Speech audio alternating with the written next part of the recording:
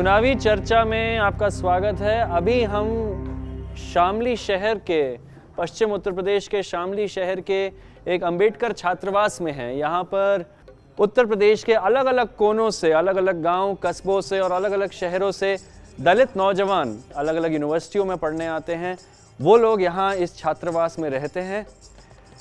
यहाँ आज जो चर्चा हमारी इन दलित नौजवानों के साथ होने वाली है, शामली में होने का शायद एक और भी इसका एक बहुत सिग्निफिकेंस जो है वो ये है कि दलित आंदोलन में भी इसका एक बहुत बड़ा सिग्निफिकेंस है कि कहीं ना कहीं मायावती का भी जो चुनावी प्रकरण शुरू होता है वो यही शामली ज़िले के किराना सीट में लोकसभा चुनाव 1984 में हुआ था। तो आइए, अभी यहाँ पर बहुत सारे छात्र हमारे इंतज़ार में भी बैठे हैं।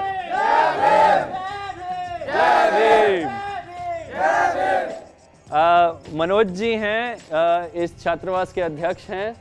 मनोज जी, क्या लग रहा है, अभी कहाँ से हैं आप? सर, मेरा गांव सिसोली है और मैं मुजफ्फरनगर से बिलोंग करता हूँ। ये मैं भी एक चीज़ बता दूं, सिसोली वो गांव हैं जो कल भी परसों भी मैं यहाँ इस छात्रावास में आया था और कुछ मेरी छात्रों से जब बात हुई थी, मनोज जी ने भी मुझे बताया कि वो सिसोली से हैं। तो मैंने कहा, अरे तो मशहूर गाँव है ये, चौधरी महेंद्र सिंह टिकायत का गांव था। कहते हैं हाँ वो ज़रूर है, लेकिन वो इतिहास है। आज के दौर में सच्चाई ये है कि हमारे गांव में भी, सिसोली में भी भीम आर्मी की एक यूनिट बनी है। थोड़ा सा उसके बारे में बताओ मनोज। सर, जो हमारे गांव में भीम आर्मी की यूनिट बनी है वो दलित उत्पीड़न के विरोध में बनी है। जहाँ भी दलितों के साथ कोई भी उत्पीड़न होगा वहाँ पे भीम आर्मी के सदस्य उनके साथ कंधे से कंधा मिलाकर चलेंगे और हर उत्पीड़न में उनका उसी जोश और सोच से साथ देंगे जो बाबा साहब अम्बेडकर ने संविधान में कहा है कि अब जाग उठो, अब सत्ता तुम्हें हथियानी है। तो भीम आर्मी या अभी भीम आर्मी का आने वाले अभी जो विधानसभा चुनाव है उसमें उसका क्या हस्तक्षेप रहेगा भीम आर्मी का? सर, जो संवेदनशील बूथ है जिन पर हम लोगों को वोट नहीं डालने दिया जाता, जैसा हमारे जो साथी होते हैं, नौजवान और बुजुर्ग होते हैं, उन्हें वोट नहीं डालने दिया जाता। दबंग प्रवृत्ति के लोग उन्हें वोट नहीं डालने देते। तो वहाँ पर जाकर जहाँ भी इस तरह की आवाज़ें आएंगी, हम भीम आर्मी वहाँ पर जाएगी और उनके साथ कंधे से कंधा मिलाकर उन लोगों को पीछे हटाकर उन लोगों को उनके लिए हक की लड़ाई लड़ेगी और वोट डलवाने का काम करेगी जितने भी क्षेत्र होंगे ऐसे संविधान। आइए कमरों में चलते हैं, कुछ छात्रों से मुलाकात होती है। अंबेडकर छात्रावास में अगर आप आएंगे और देखेंगे, यहाँ लगभग हर कमरे में बाबा साहब अम्बेडकर, संत रविदास, महावीर और कई कमरों में माननीय काशीराम और इस तरह की तस्वीरें लगी हुई हैं। जो ऐसे कई सारे लोग जिन्होंने दलित उत्पीड़न के खिलाफ और हमारे समाज में बराबरी की जो लड़ाई लड़ी थी, इस तरह की तस्वीरें आपको लगभग हर कमरे में नजर आएंगी। यहाँ पर ये तस्वीरें आप जो लगाते हैं, ये क्या आपके लिए एक प्रेरणा का स्रोत है या क्यों ये सारी तस्वीरें यहाँ लगती हैं? सर, इनसे हमें बहुत प्रेरणा मिलती है सर। इन्होंने जो अपने जीवन में जो भी संघर्ष किया है, जिससे हमारे सीखने के लिए बहुत आगे बढ़ाता है। और आप देखेंगे अभी चुनाव यहाँ चल रहा है। अलग अलग छात्र यहाँ भीम आर्मी के और बाकी छात्र भी जो भीम आर्मी में ना भी हों, लेकिन अलग अलग छात्र यहाँ चुनाव की गतिविधियों में लग गए हैं। बहुजन समाज पार्टी की नीली टोपियाँ पहनी हैं, नीले स्कार्फ पहने हैं और तैयारियां मेरे ख्याल से पूरी जोर शोर से हैं अभी। हाँ जी, चलिए बताइए क्या चल रहा है?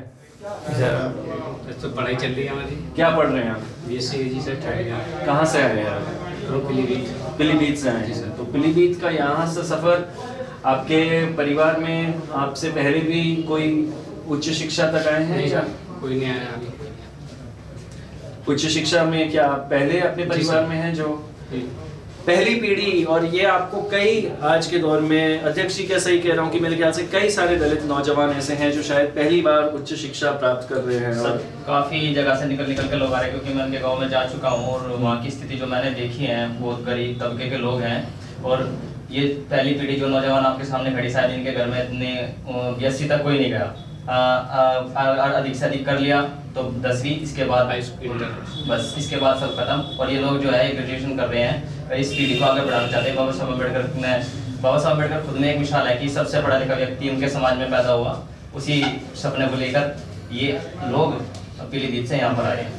बाबा साहब अम्बेडकर ने कहा था, शिक्षित करो, संघर्ष करो, संगठित हो। तो क्या उस नारे से कितना प्रभावित है, खास करके जब आप कह रहे हैं कि पहली पीढ़ी से लोग यहाँ पर पढ़ने आ रहे हैं, पहली पीढ़ी के कई सारे दलित नौजवान यहाँ पर पढ़ने आ रहे हैं। अभी देखिए जैसा ये पूर्वांचल से लोग आए, पूर्वांचल में जो है ना मनुवाद और ब्राह्मणवाद की जड़ें इतनी मजबूत हैं कि इन लोगों को घर से पहले निकलने नहीं दिया था, स्कूल कॉलेजेस में घुसने नहीं दिया जाता था। लेकिन जब से जागृति युवा पीढ़ी में आई है, जो हमारे माँ बाप और उन्होंने संघर्ष किया, तो इन लोगों में जागृति अब ये उससे ज़्यादा उभर कर रहे हैं। तो शिक्षा की तरफ इनका रुझान धीरे धीरे इतना बढ़ गया है कि बाबा साहब अम्बेडकर ने जो बात कही थी कि आप शिक्षा पर कब्जा कर लो तो सब चीज़ें आपके पास हो जाएगी। शिक्षा पर कब्जा करो तो सब चीज़ें आपके पास आएंगी, और उसी का उदाहरण है ये अम्बेडकर छात्रावास। कल मेरी कुछ छात्रों से बात हो रही थी तो उन्होंने मुझे बोला कि दरअसल कुछ साल पहले तक आपको इस छात्रावास में इतने सारे नौजवान नहीं नज़र आते, और जो आते भी थे तो कई बार फर्स्ट ईयर सेकेंड ईयर के बाद ड्रॉप कर जाते हैं। लेकिन अब वो संख्या भी बढ़ रही है, और जो नौजवान अपनी उच्च शिक्षा ख़त्म कर रहे हैं और आगे और भी PhD तक भी जा रहे हैं, उनकी भी संख्या बहुत बढ़ रही है। सर अभी हमारे यहाँ से पिछले साल जो नेक्स्ट ईयर गया पिछला, उसमें हमारे यहाँ से 22 लोग कम्प्लीटली यहाँ से हुए हैं। लगभग 11 लोग टीचर हैं, 8 लोग UPSC की सर्विस में गए हैं, एक स्टेशन मास्टर और तीन चार लड़के रेलवे में गए हैं। एक चीज़ जो स्पष्ट नज़र आती है आज अम्बेडकर छात्रावास में कि, और पूरे मुल्क में, जिसके बारे में अभी हम जो चर्चा करेंगे उस पर थोड़ी और विस्तार से बात करेंगे, लेकिन कहीं ना कहीं उत्पीड़न के सामने आज दलित समाज शांत नहीं बैठने वाला है। चाहे रोहित वेमुला की मौत के बाद जो आंदोलन हुए, या फिर ऊना में जो दलितों के ऊपर उत्पीड़न हुआ था उसके बाद जो आंदोलन हुए, ये बात स्पष्ट है कहीं ना कहीं इस तरह के नौजवान जो पहली पीढ़ी ज़्यादातर जो उच्च शिक्षा तक आ रही है और संघर्ष करके अपने समाज को भी आगे ले जाने का संघर्ष कर रही है। तो आगे की चर्चा करें अब वहीं पर ही। हाँ जी, जो बाबा साहब अम्बेडकर ने कहते, जब अपने घर की दीवारों पर लिख दो कि तुम इस देश के शासक हो। बिल्कुल। तो सब वो 21वीं सदी अभी चल रही है, और हमारा पूर्ण प्रयास है कि 21वीं सदी में हम भारत में अपना कब्जा बना कर रहेंगे और अपना शासक। अपना कब्जा से आपका क्या मतलब है? मतलब ये है कि अब अपना शासन होगा, ऐसा शासन है जिसमें समता, समानता और बंधुत्व और न्याय पर आधारित कानून हो, जिसमें सब समान हो, समान शिक्षा और समान वेतन हो सभी का। बहुत खूब, बहुत खूब। इसी संघर्ष के बारे में अब थोड़ी सी और विस्तार में चर्चा करें अंदर। चलिए, आप सभी का चुनावी चर्चा में आने के लिए बहुत बहुत शुक्रिया। जब बात होती है बड़े मीडिया में भी और हर जगह जब बात होती है दलित वोट इस तरह से बोला जाता है, लेकिन उसके पीछे जो वोट हैं और जो लोग जो वोट दे रहे हैं उनके सामने कई सारे बहुत ज्वलंत मुद्दे आज के दौर में नहीं हैं। और इस तरह की भाषा की दलित वोट, मुस्लिम वोट, उन भाषाओं, इस तरह की भाषा के पीछे कहीं ना कहीं असली मुद्दे छुप जाते हैं। तो मेरा पहला सवाल ये है कि आप लोग, खासकर की जो नौजवान यहाँ पर पढ़ रहे हैं, किस तरह की दिक्कतें आप लोगों के सामने, दलित छात्रों के सामने आती हैं जब आप लोग अपने गांव से, कस्बों से या किसी और शहर से यहाँ पर बाहर पढ़ने के लिए आते हैं, खासकर की कॉलेजों में? हॉस्टल की तो से काफ़ी दिक्कतें हैं, जैसे कि अभी ये समाज कल्याण के उसमें अंडर में आता है ये, तो गर्मियों में यहाँ से पंखे भी उतार के ले गए थे, और यहाँ पे चेयर्स की भी पूर्ति नहीं की गई, और जो कुछ बाकी बची हुई भी थी वो भी ले गए थे वो उठा के। मतलब अपनी मर्जी से जैसा चाहे ऐसा वो करते हैं। इसमें इसके छात्रों का कोई वो नहीं सुनते। कॉलेजेस में, यूनिवर्सिटी और कॉलेजेस में हमेशा हम लोगों को इसी भावना से देखा गया, जो भावना हमारे पूर्वज हमें पहले बताते हैं कि आज भी तुम लोग दबे कुचले लोग हो, आज भी तुम उसकी बराबरी में नहीं खड़े हो। और जब हम कॉलेज और स्कूल्स में जाते हैं तो हमारे साथ जब भी हम किसी जाति एक समूह के लड़के खड़े होते हैं तो वो आपस में हम लोगों की कम्युनिटी का नाम लेकर बोलते हैं कि अरे चमार जैसा लग रहा है, या फिर इस तरीके की बात है। तो वहाँ पे हम लोगों को क्या है ना कि अपनी नज़रें झुकानी पड़ती है कि हम इस कम्युनिटी से बिलोंग करते हैं। लेकिन जब हमने बाबा साहब अम्बेडकर को पढ़ा और दूसरे महापुरुषों को पढ़ा, आज हम लोग गर्व करते हैं कि हम दलित समाज में हैं।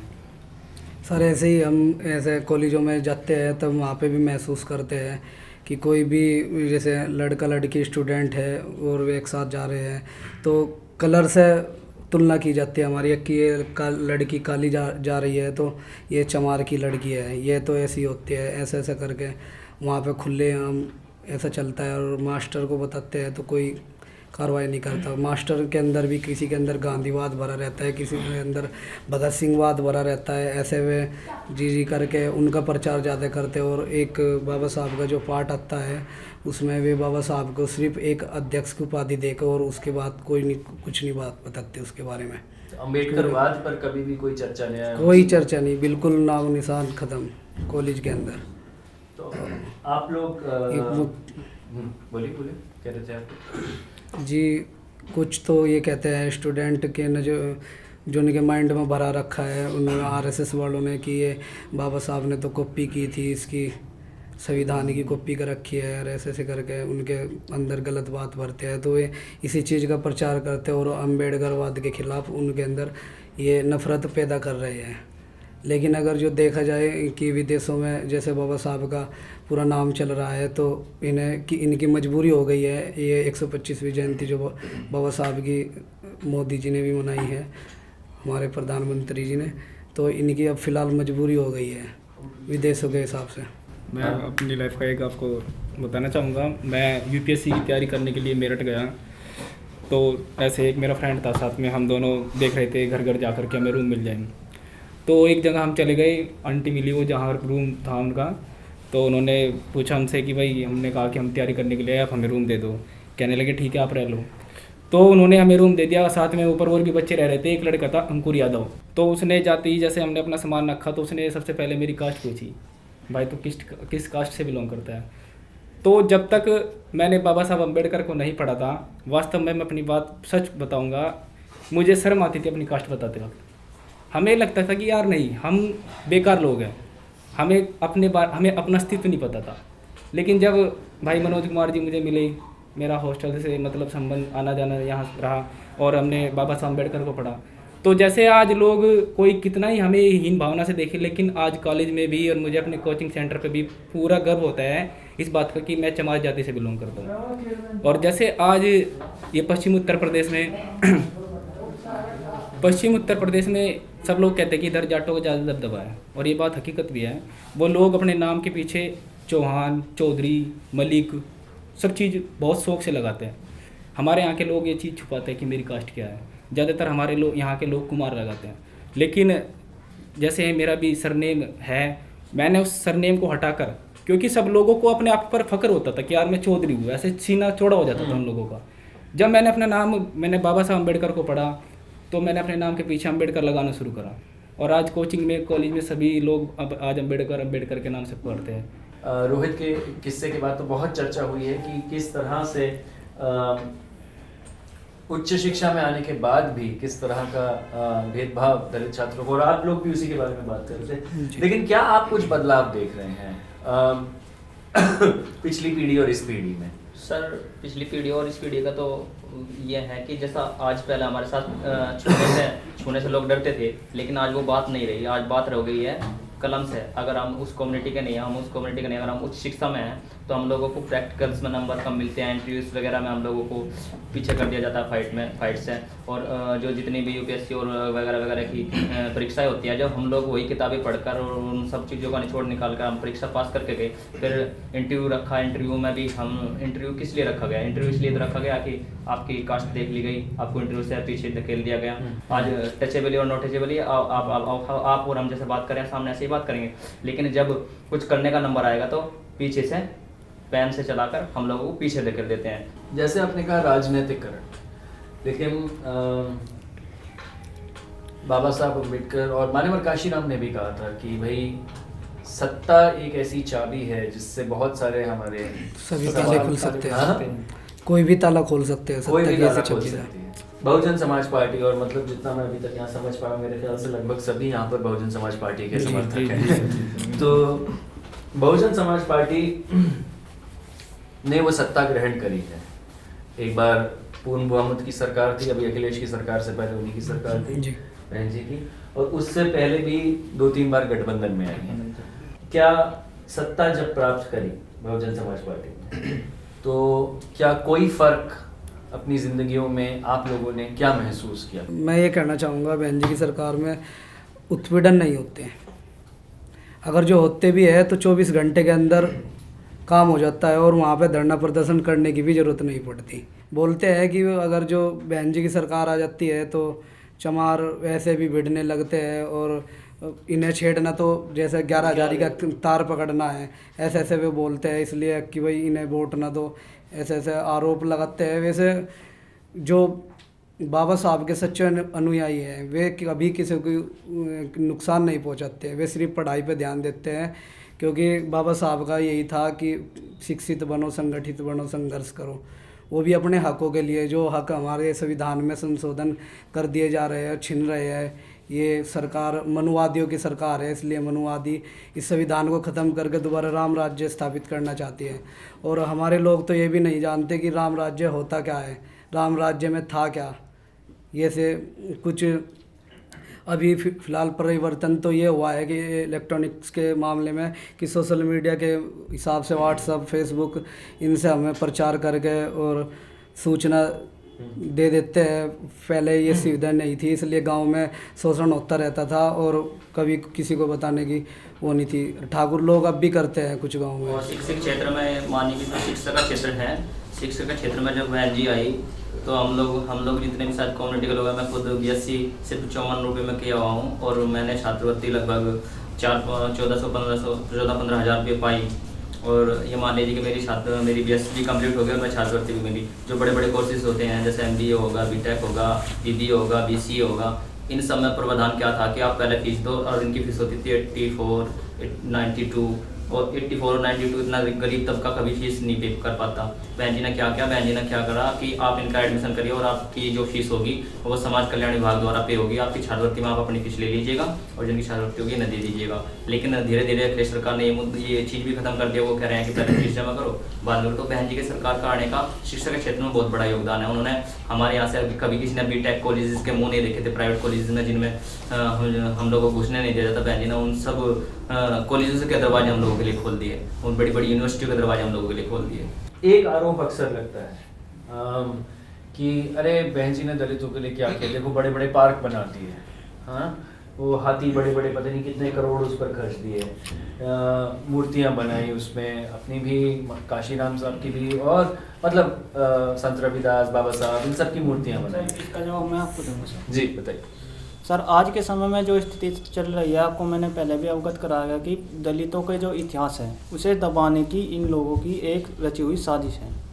अगर मान लो कि उसने 566 करोड़ रुपए हमारे जो महापुरुष हुए उनके स्टैचू बनवाने में लगा दिया, वे लोग उस चीज़ पे उंगली क्यों नहीं उठाते?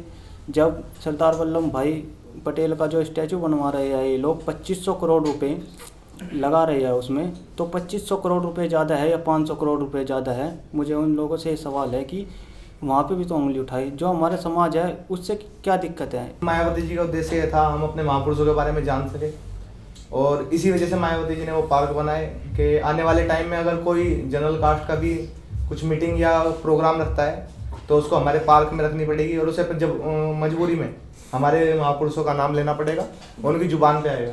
नागपुर में बाबा साहब की जो जयंती मनाई जाती है वो इतनी बड़ी होती है कि रोडों पर पैर रखने की जगह नहीं होती। तो सर इतना बड़ा जब आयोजन होता है, इतनी बड़ी जब हमारे बाबा साहब की जयंती मनाई जाती है सर, वो कहीं न्यूज़ चैनल पे लाइव नहीं दिखाया जाता। तो सर वहीं पे RSS अपना शक्ति प्रदर्शन करते हैं, वो चंद लोग इकट्ठा होकर अपने हथियारों का प्रदर्शन करते हैं, वो चीज़ दूरदर्शन पर लाइव दिखाई जाती है। ये आपने जो बात बोली है, मीडिया आपने कहा मनुवादी है और आपके साथ सौतेला व्यवहार कर रही है।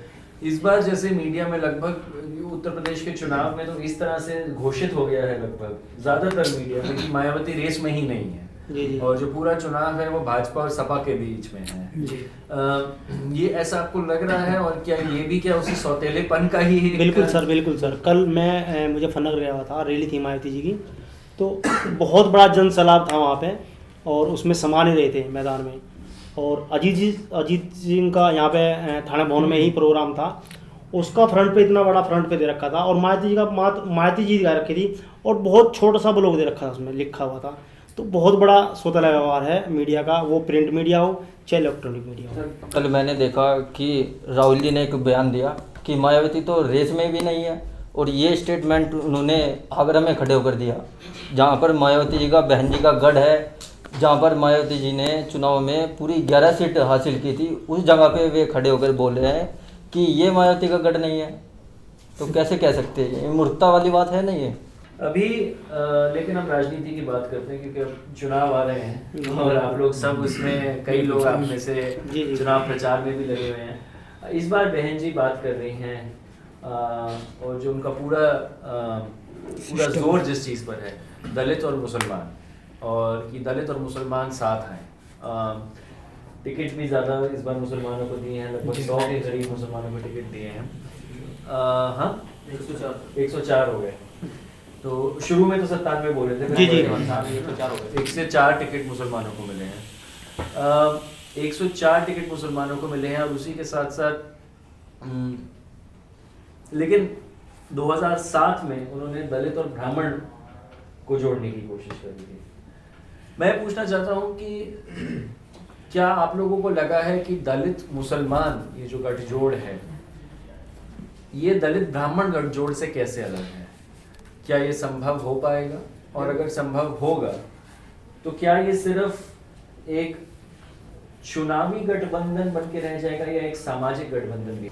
तो जो ब्राह्मण है ना, वो हमेशा से शासक रहा है इस देश में, वो हमेशा से शासक रहा है। लेकिन जिसके साथ शोषण हुआ है और जिसके साथ शोषण हो रहा है, ये दोनों एकदम मुस्लिम के साथ धर्म के नाम पर शोषण होता है और दलितों के नाम जाति के से शोषण होता है। जो शोषित लोग होते हैं वो एक जगह मिल जाते हैं। दलित मुस्लिम गठजोड़ तो सबसे अच्छा मुस्लिम गठजोड़ तो सबसे अच्छा गठजोड़ है, क्योंकि अगर मेरे साथ शोषण हो रहा है तो मैं भी आपकी भावना को समझता हूँ, अगर मैं आपके साथ शोषण हो रहा है तो मैं आप मेरी भावना को समझ सकते हैं। इस तरीके से गठजोड़ जो है ना, एक बहुत लंबी प्रक्रिया है। अगर ये गठजोड़ हो जाता है, अगर ये दोनों लोग मिल जाते हैं तो इस देश के अंदर ज़्यादा दिन नहीं लगेंगे सत्ता में आने के इन लोगों को। सिर्फ ये दो लोग, अगर ये दो कम्युनिटी मिल जाए। और रही ब्राह्मण और दलितों के कॉम्बिनेशन की बात, दलित और ब्राह्मण कभी एक नहीं हो सकते, क्योंकि उनकी मानसिकता आज भी वही है जो उनके पूर्वजों की रही है। वो दलितों को हमेशा उसी नज़रों से देखते हैं जो उनके पूर्वजों ने बता के गए हैं। तो क्या आपको ये लग रहा है कि ये क्या एक सामाजिक गठबंधन भी बनेगा जिससे एक सामाजिक आंदोलन शोषण के खिलाफ भी खड़ा हो सकता है? सर बनेगा सर। लेकिन हाँ बोलिए, आप बात करिए। सर जैसे दलित है वैसे मुसलमानों के भी साथ, जैसे दलितों के साथ सर शोषण होता है, सर मुसलमानों के साथ प्रत्यक्ष रूप से शोषण होता है। हमारे तो जब कास्ट पता लगती है तब हमारे साथ शोषण होता है। जो मेरे मुसलमान भाई हैं उनकी टोपियाँ देखते हुए या दाढ़ी देख के समझाते हैं कि ये मुस्लिम समुदाय से लोग हैं, तो सर उनके साथ तो हमारे से ज़्यादा शोषण हो रहा है। सर उनके साथ तो प्रत्यक्ष रूप से शोषण किया जा रहा है। जो ये आप देख सकते हैं मीडिया में, अखलाक का जो दादरी का कांड हुआ, वो गौमांस को लेकर, उस गौमांस के लिए तो कमेटी बनी, उसकी इंक्वायरी बैठी, जांच हुई कि ये मांस कहीं का है। तो इंक्वायरी इस चीज़ की बैठनी चाहिए थी कि कैसे हत्या हुई, कितने लोग थे हत्या में। और उसी के थ्रू एक सीधा कॉन्टैक्ट जो गौ मांस से संबंधित है वो ऊना कांड में हुआ, जो जिसके ऊपर काफ़ी बवाल हुआ देश में। तो दोनों कम्युनिटी एक गाय के मांस को लेकर प्रताड़ित है कहीं ना कहीं, किसी न किसी जगह। तो ये दोनों एक जगह आने का काम कर सकती है अगर ये गठजोड़ जाते तो सामाजिक गठजोड़ भी बन सकती है। लेकिन विशाल तुम कुछ कह रहे थे? कहीं ना कहीं अगर देखा जाए ज़मीनी स्तर पर तो मुस्लिम तबका और दलित तबका ही पिछड़ा हुआ है, चाहे वो शिक्षा के क्षेत्र में हो, चाहे वो रोजगार के क्षेत्र में हो। तो कहीं ना कहीं ऐसा महसूस होता है कि इन चीज़ों से पिछड़ रहा है ये समाज एक दूसरे। अगर ये दोनों चीज़ें एक साथ मिलके आ रही हैं तो एक लहर चल रही है वो कि बाबा साहब का जो रास्ता था कि पिछड़ों को ऊपर लाया जाए और दलित समाज है जो उनको ऊपर उठाया जाए और उनको बराबरी का हक मिल पाए। तो कहीं ना कहीं मुस्लिम और दलित को जोड़ने का मकसद यही है कि इन लोगों को उस चीज़ पर लेके, उस प्लेटफॉर्म पर लेके आया जाए जिनकी उनको ज़रूरत है। मैं आपकी बात समझ रहा हूँ। दलित और मुसलमान आप कह रहे हैं दोनों शोषित तबके हैं, दोनों साथ आ रहे हैं, लेकिन क्या आप वो छुआछूत या फिर जो उत्पीड़न या फिर भेदभाव जो आप सवर्णों के साथ महसूस करते हैं, क्या मुसलमानों के साथ? नहीं सर, बिल्कुल नहीं। ठीक है, मैं अब एक और आपसे सवाल पूछता हूँ। आरएसएस नामक संगठन की अभी बात हुई थी, क्या आपको लगता है ये आरएसएस और भाजपा जो संगठन है, क्या ये कहीं ना कहीं दलितों के लिए, क्या ये कांग्रेस से ज़्यादा आपको एक खतरनाक संगठन? 1925 से आरएसएस इस देश को हिंदुस्तान बनाने में दिन रात लगा हुआ है। तो सर ये यहाँ पर भारत में राम राज्य स्थापित करना चाहता है, जिसमें क्या होगा कि जो दलित तबका है समाज का, उस पर वही सदियों पहले जो हज़ारों साल पहले हमारे साथ होता था, वही सब ये लोग आज के समय में हमारे साथ करना चाहते हैं। सर आरएसएस के पास सबसे बड़ा फॉर्मूला है धर्म और जाति के नाम पे भड़काना। ये इतना बड़ा वो है कि जैसे गाय का मांस के ऊपर ये झगड़ा करा देते हैं, दलित मुस्लिम को ये गाय के नाम पे वोट मांगते हैं, भगवान के नाम पे वोट मांगते हैं। तो भगवान का सबसे बड़ा मुद्दा बना रखा है इन्होंने, लेकिन भगवान की कोई ये नहीं बताता कि इनका कब जन्म हुआ, कब इनकी मृत्यु, क्या इनके पास प्रमाण पत्र थे, क्या इन्होंने पढ़ाई कर रखी थी। महिलाओं को पढ़ने का अधिकार ना होते हुए भी सरस्वती इन्होंने ये घोषित कर रखी कि ये ज्ञान की देवी है। तो जब महिलाओं को पढ़ने का ही नहीं अधिकार था तो ये ज्ञान की देवी कैसे हो सकती है। ये अंधभक्त बने हुए हैं और कोई इस मामले में कोई भी सवाल नहीं उठाता कि ये कैसे हो गए, बस ये बोल देते हैं कि ये सब जो इस देश में सच्चाई की बात करता है उसे ये लोग देशद्रोही बता देते हैं। ये अभी हाल ही में जेएनयू वाला जो मैटर हुआ ये इसी चीज़ पे हुआ, क्योंकि वे लोग अंबेडकर विचारधारा के हैं। वे लोग मुसलमान और दलितों को साथ लेकर चलते हैं, ओबीसी भाइयों को साथ लेकर चलते हैं। वो मनुवाद के, ब्राह्मणवाद के बिल्कुल खिलाफ है। तो उस चीज़ का कहीं ना कहीं खामियाजा जो है इस विरोध का कन्हैया को भुगतना पड़ा। आपने भाजपा और आरएसएस का नाम लिया। यहाँ पे जो इस भारतवर्ष में दो विचारधारा काम करते हैं, एक तो है अम्बेडकरवादी और एक है मनुवादी या उसे आप कह लो हिंदूवादी। जो अम्बेडकरवादी धारा है वो समानताओं पर आधारित है और जो मनुवादी धारा है वो विषमताओं पर आधारित है। इस देश में बहुत सारी कम्युनिटी निवास कर रही है, उसमें चाहे वो दलित और शोषित, हम यही वर्ड क्यों यूज करते हैं। इसमें चमार, राजा, चूड़े, जिम्मर, भंगी या ब्राह्मण भी इसी में आ जाएंगे, दलित और शोषित में ही। क्योंकि जो शोषण होगा जिसके ऊपर अत्याचार हो रहा वो शोषित होगा, वो भी इस कम्युनिटी में ही आ रहा। लेकिन जो आरएसएस की विचारधारा है उन्होंने दो पक्षों को खड़ा किया है, एक धर्म और एक राष्ट्र। जब से भाजपा की सरकार हुई है कुछ बहुत बड़े आंदोलन देखने को मिले हैं। रोहित के इंतकाल के बाद या फिर ऊना के जो दलितों के ऊपर जो पिटाई हुई थी, गाय जो उसको काट रहे थे, किसी भी रूप में क्या ये मुद्दे भी एक रोल प्ले करने वाले हैं इस चुनाव में?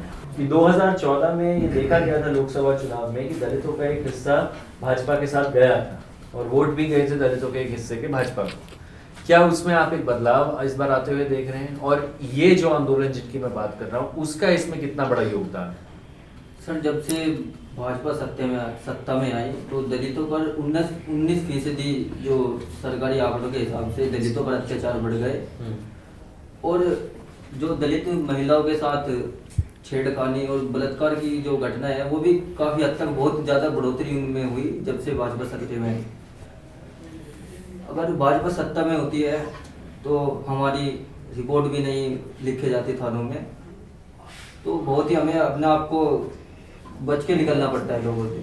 सर, ये दोनों मुद्दे हुए ना, दलित का और रोहित वेमुला और ऊना कांड, इन दोनों मुद्दों ने पूरे देश के सिस्टम को हिला कर रख दिया और इस कम्युनिटी को ये संदेश दिया है, अगर अब भी आप एक नहीं हुए, अब भी आप लोग चेते नहीं हैं, अब भी आप बाबा साहब अम्बेडकर को नहीं जान पाए, अगर बाबा साहब अम्बेडकर आप में थोड़े से विद्यमान है, अगर बाबा साहब अम्बेडकर की विचारधारा आपके अंदर है, अगर काशीराम साहब को आपने पढ़ा है और आप महापुरुषों की बातें मानते हो, अब आपको लगता है कि महापुरुष है, तो अब भी चेतना आप लोगों के अंदर आ जानी चाहिए। ये चेतना आप लोगों के अंदर आ जानी चाहिए कि हम लोगों का कोई हमराई नहीं है, हम लोगों को इकट्ठा होना पड़ेगा। और इकट्ठा, ये जो उंगलियां है ना, एक अकेले लेकर के भागो तो कोई भी तोड़ सकता है। जैसे ऊना में कांड हुआ, उन लोगों का अगर उनका कोई संगठन होता तो शायद ऐसे इस तरह का इतना बड़ा कांड ना होता। अगर रोहित वेमुला के साथ में राजनीतिक और पॉलिटिकल सपोर्ट होती तो शायद इतना बड़ा कांड ना होता। तो इस तरीके से हमें राजनीतिकरण और सामाजिक एकता के दोनों बेस को लेकर साथ साथ चलना होगा और ये दोनों मुद्दे हम लोगों को एक यूनिटी प्रदान करेंगे, एक एकता प्रदान करने का काम करेंगे। और ये बात स्पष्ट है 2017 के चुनाव में जब रिजल्ट होगा, ये आप रिजल्ट के तौर पे भी इस चीज़ को देख सकते हैं जब वोट बैंक खुलेगा। सर, अभी सहारनपुर में स्टाफ पेपर मिल के पास में मंदिर है और वहाँ पे कोई दलित पानी भरने के लिए गया था तो उसको पीट कर वहीं पर मार दिया गया। तो इन चीज़ों से हालात बदल रहे हैं। कब की बात है? ये अभी 7-8 दिन पहले की बात है। अच्छा। जी। तो अभी हम वर्क कर रहे हैं, पार्टी के लिए वर्क कर रहे हैं। तो जहाँ जहाँ अपने लोगों में जा रहे हैं वे लोग अपनी गलती से पछतावा कर रहे हैं और वे पुनः अपनी ही पार्टी को वोट देने की मनसा बनाए हुए हैं। आज की चर्चा हम यहाँ खत्म करते हैं। बहुत बहुत शुक्रिया। और आपका एक बार पुनः धन्यवाद कि आप लोगों ने इतनी अच्छी टीम आप लोगों के हम लोगों के बीच में, और हम लोगों से हमारी बातें पूछी, हम लोगों ने अपनी बातें रखी और आपने अपनी बातें कही। थैंक यू एक बार बहुत बहुत शुक्रिया। मैं सभी हॉस्टलवासियों की तरफ से और सभी बीमार आर्मी की तरफ से। चलिए मेरे ख्याल से आज खात्मा इन्होंने ही कर दिया प्रोग्राम का। बहुत बहुत शुक्रिया मेरे ख्याल से।